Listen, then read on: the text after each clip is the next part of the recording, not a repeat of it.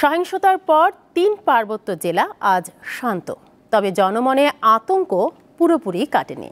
সাজেকে আটকে পড়া পর্যটকরা সেনা ও পুলিশ পাহারায় গন্তব্যে পৌঁছেছে। সহিংসতার পর স্বাভাবিক ছন্দে ফিরতে শুরু করেছে পাহাড়ি জেলা রাঙামাটি।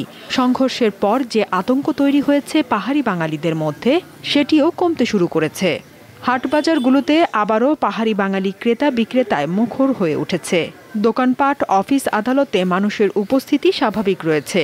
সব রুটে যান চলাচল স্বাভাবিক হওয়ায় জনজীবনে স্বস্তি ফিরেছে।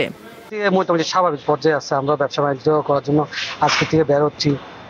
ঘটনার পরে প্রায় 2-3 দিন বের হয়নি, আজ প্রয়োজনে বের হয়েছি, বাজারে এসেছি। মোটামুটি আজকে কিছু মানুষ পাইছে, কিছু হয়েছে। যারা গুড়ি করে, যারা এই শুরু সামনে নিয়ে আসছে, যে এটা আমাদের পাহাড়ি বাঙালি কারোর জন্য কাম্য না।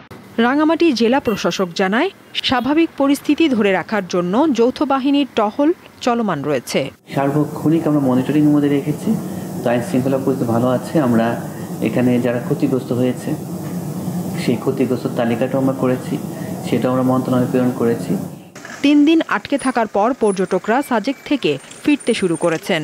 সেনাবাহিনী ও পুলিশের নিরাপত্তায় মঙ্গলবার সকাল 7টায় সাজেক থেকে পর্যটকদের নিয়ে 112টি পিকআপ, জিপ, 23টি সিএনজি রওনা হয়। এর বাইরে শতাধিক মোটরসাইকেলে করে সাজেক ছাড়েন অনেক পর্যটক। সকালবেলা আজকে সাজেক যাওয়ার উদ্দেশ্যে খাগড়াছড়ি থেকে যাইতেছি।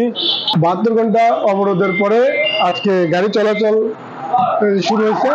চালকরা এবং পর্যটকরা নিরাপত্তাতে ওনারা খুশিতে আছেন।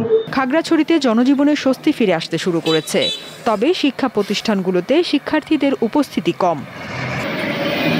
দীপ্ত, বার্তা কক্ষ।